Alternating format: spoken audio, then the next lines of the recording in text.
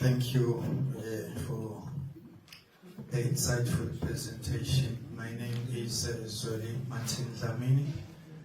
I'm the managing editor of the Swaziland News, which is a leading publication in eSwatini.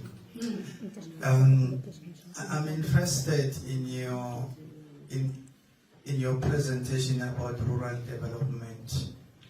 You know, I come from a country where about 70% of the population lives below the poverty line. It's about 1.2 million people, of which we're talking about over 700,000 people living in poverty.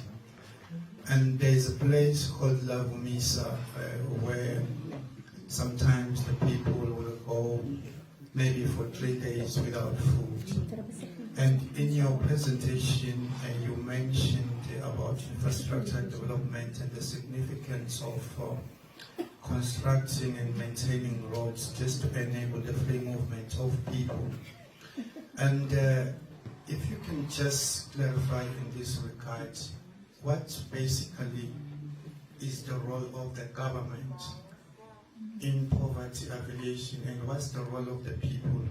What are the people who are living in poverty expected to do to join hands with the government and fight poverty? The reason I'm interested in that part is because I want to emphasize and maybe produce some of the articles with regards to China's interest in Africa. You're speaking about a win-win situation whereby China is interested in the resources in Africa, and also not just to take resources but to cooperate in development. Maybe Africa is coming with certain resources and China is coming with expertise, whereby the people of Africa and the Chinese join hands together to fight poverty and foster economic prosperity. Thank you. Thank you very much. Okay. Very good question. Frankly speaking, when we talk about the poverty alleviation, I think the government, number one, should have a poverty alleviation plan. In China, we have a 10 years plan for poverty alleviation. This is start in 1982. Moreover, China, we have a special government institution in charge for poverty alleviation work. So many countries in Africa, they also talk about poverty, but no government institution. Should have the institution from top level, national level, provincial level, county level, onto the county level. Why?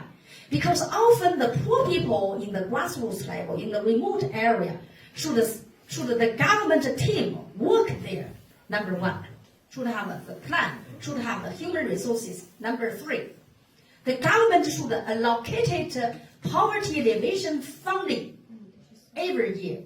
So China, each beginning of the year, we send the money for the poverty alleviation programs and the county, as heavily and also quantity promised.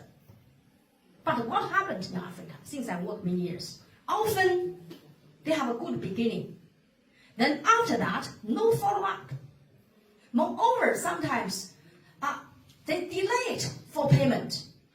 Even delayed, not as a quantity promised. So in that case, how they can success the project?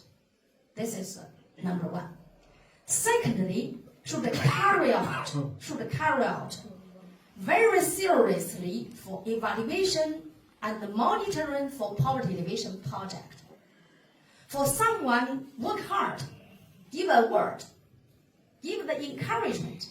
But for some people, for instance, change the nature of the money, even have the corruption in China. What do? Punishment. Okay? Punishment. So only in that way have the plan, have the human resources, and we send, for instance, the cadre worker from the east to the west in rotation. Everybody 1 year, 2 years, like that. For the person work well, get quickly promotion. For the person don't work well, even he don't want to go to work for poverty alleviation work. Sorry, sir. Normally,